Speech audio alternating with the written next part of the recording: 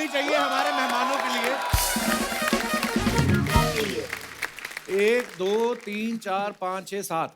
मैंने कहा मैं गिन लूं 7 लोग। क्या होता है कभी कभी बहुत अमीर गेस्ट आते हैं ना, अर्चना जी एक आध किडनैप कर लेती हैं। I would love to kidnap all of them. मैं ना इनके आने से पहले थोड़ी रिसर्च करी थी। क्या? मैं सबसे पहले अपनी जनता को बताना चाहूँ, पहले तो इनके लिए जोरदार तालियां बनती। इतनी कम उम्र में इन्होंने ऐसी नई बिजनेस की ऊंचाइयों को छुआ है। हमारे देश की जीडीपी में इन लोगों का बहुत बड़ा हाथ है। हम ना आपके आने से पहले सारा निकलवा के रखा था। अश्नीर ग्रोवर साहब भारत पे के ये फाउंडर हैं। इनकी जो कंपनी की वर्थ है 2.85 बिलियन। तो अच्छा, जिन्होंने तालियां बजाई ना इनको पता भी नहीं है बिलियन होता कितना है।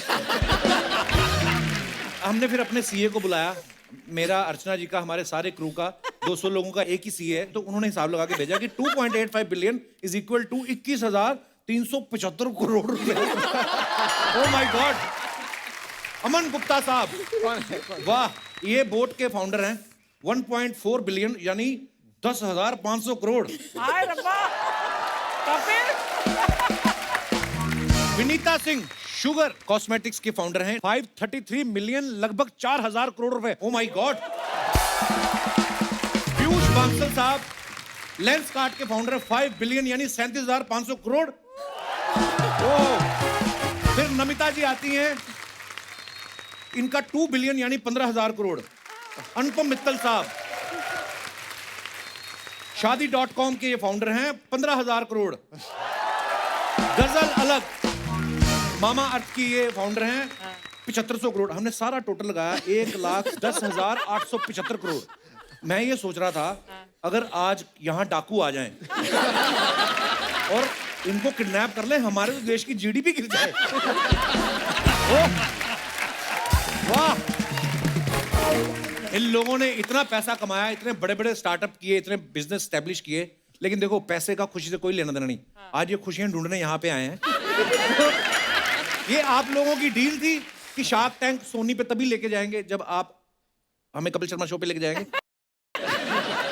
बिल्कुल, ये रिक्वायरमेंट हमने दी थी यहाँ पे स्वीट जो ऑफ यू। है। धन्यवाद। नहीं, मैं ये कपिल बात जी, मैं ऐसा समझता हूँ कि आपकी बड़ी खुशनसीबी है, क्योंकि आपके यहाँ सेलिब्रिटी तो बड़े बड़े आते हैं जी। आज 7 दिग्गज एंटरप्रेन्योर और सेलिब्रिटी साथ में, आपको कैसा लग रहा है? मैंने कभी सोचा नहीं था। बट ये थोड़े परेशान है। क्यों? आपने इनकी नेटवर्क थोड़ी कम बता दी। हम बता दी, ये भी कम है। मुझे ऐसा लगता है कि 35,000 करोड़ बताइए ना, बुरा लग रहा है। कल रात को इनको और बढ़िया उसकी। ये आपको कम लग रही है? हम लंगोट पहन के हिमाचल चले जाएं? हम क्या करें? देखो, हम शार्क टैंक में इतनी मेहनत करी है हमने कि हम यहाँ तक आ पाए।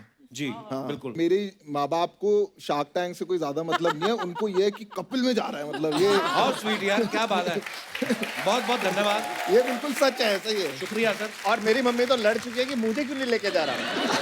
एक बात पूछनी थी, आप लोगों के पास इतना पैसा, आप सोनी पे क्यों गए? सोनी आपके पास आ जाता। ये आइडिया किसका था शार्क टैंक शुरू करने का? आइडिया तो सोनी का ही था। अच्छा जी। तो एक फॉर्मेट है यूएस में, तो 13 साल से चल रहा है, यूएस में सक्सेसफुल है। अब इंडिया में भी एक स्टार्टअप की वेव चल रही है, तो उनको लगा कि इंडिया में लाने का सही टाइम है। 40 कंट्रीज में है शार्क टैंक। हाँ जी, हाँ जी। ये अर्चना जी भी शार्क है, आपको पता है? हाँ, पता है। सिद्धू नाम की एक मछली को ये खा गई थी। ओह, आपका बहुत बहुत स्वागत है। प्लीज विराजमान हो जाइए, जोरदार तालियां।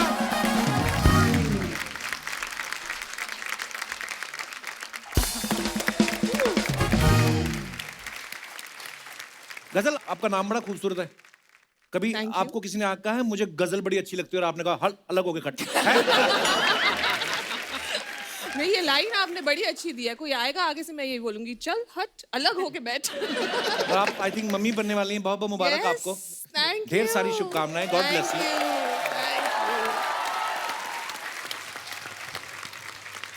नमिता, आपकी फार्मा कंपनी है। जब आप कभी किसी पार्टी में जाती हैं तो आपके रिश्तेदार आपका हालचाल पूछते हैं कि अपना हालचाल बता के आपसे दवाई पूछते हैं? नहीं, आजकल तो मैं जहाँ भी जा रही हूँ मुझे सब लोग पूछ रहे, भाई या बहन आपकी एक्सपर्टीज क्या है? बता ही दो आज आप। तो आजकल एमक्यू के बारे में कोई नहीं पूछता है, दवाइयों के बारे में नहीं पूछता है, सिर्फ पूछते हैं कि आपकी एक्सपर्टीज है किसमें। तो ये जो डिंपल आपके शुरू से पढ़ते थे कि या करोड़ रुपए जब आ गया अपने आप मैंने इतने अमीर लोग एक साथ नहीं देखे कभी, तो मेरे को थोड़ा समझ में नहीं आ रहा ज्यादा। अर्चना जी तो बड़ा फॉलो करती हैं, पता नहीं कहती कब कौन सा आइडिया चिपक जाए और मैं भी निकलूं। हाँ, दिमाग होना चाहिए यार, है ना? You need to have a brain to be interested in a program and like Shark Tank. Thank you. देखिए, मोर देन आज आई थिंक अर्चना जी, कपिल जी, ये शो का श्रेय जाता है टू इंडियाज एंटरप्रेन्योर्स। 13 साल से लेके 70 साल तक Yeah, लोग yeah, आए हैं Right. अपनी आइडियाज पिच करने। तो हर घर में मुझे लगता है एक एंटरप्रेन्योर अभी पैदा हो गया इंडिया में, और देश बदल रहा है, Actually. भारत बदल रहा है। और पता है ये जब भी कोई स्टार्टअप करना है या बड़ी सारी ऐसी चीजें होती है, टेक्निकल लैंग्वेज जो आम लोगों को नहीं समझ आती, लेकिन आपका शो इतना बढ़िया है और उसके बाद जो आप आम लोगों को आम भाषा में समझाते हैं, शायद कई बार आदमी के पास बड़ा अच्छा आइडिया होता है, उसको समझ में नहीं आता कि इसको आगे मैं एग्जीक्यूट कैसे करूँ, है ना, किस तरीके से आगे मैं किसको मिलूँ। सो ये बड़ी अच्छी चीज़ है और आपने सही कहा, हमारे इंडिया में आइडिया ही तो हैं और मतलब बहुत आइडिया। और मुझे लगता है कि ये शो के बाद अब बहुत सारे यंग एंटरप्रेन्योर्स जो हैं वो आने वाले हैं और एक्चुअली देश तरक्की कर रहा है, इसमें कोई दो राय नहीं है। अनुपम जी, आप सब जानते हैं शादी.com के ये फाउंडर हैं। इससे पहले इन्होंने सगाई.com शुरू की थी।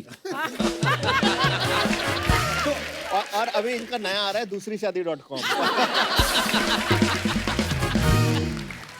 तो आपने पहले सगाई.com शुरू किया, फिर शादी.com। तो पहले आप चेक कर रहे थे कि सगाई टिक गई तो मैं फिर शादी कराऊंगा, ऐसे मतलब ये प्लान कैसे आया आइडिया सर आपके दिमाग में? मैंने ये सोचा कि सीधा ही शादी.com कर देंगे, कहीं बर्बादी.com नहीं हो जाए। तो पहले थोड़ा टेस्टिंग करने के लिए मैंने सगाई.com। नॉर्मली क्या होता है आम परिवारों में शादियां कैसे होती हैं, किसी की बुआ मौसी ये उसने एक आगे बता दिया हो गया।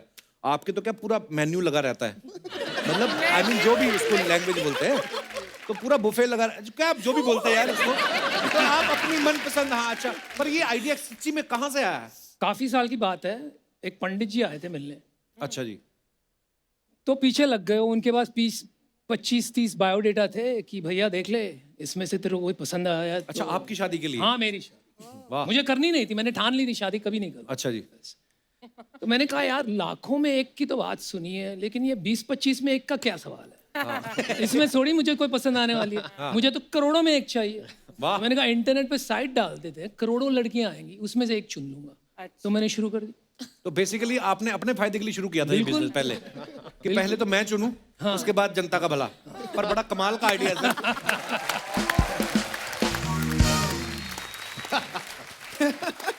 अशनीर सर को आप सबने देखा है, ये ज्यादातर गुस्से में रहते हैं। इनकी प्लीज फोटो ले ली जाए, इसके बाद शायद ही स्माइल आए कभी।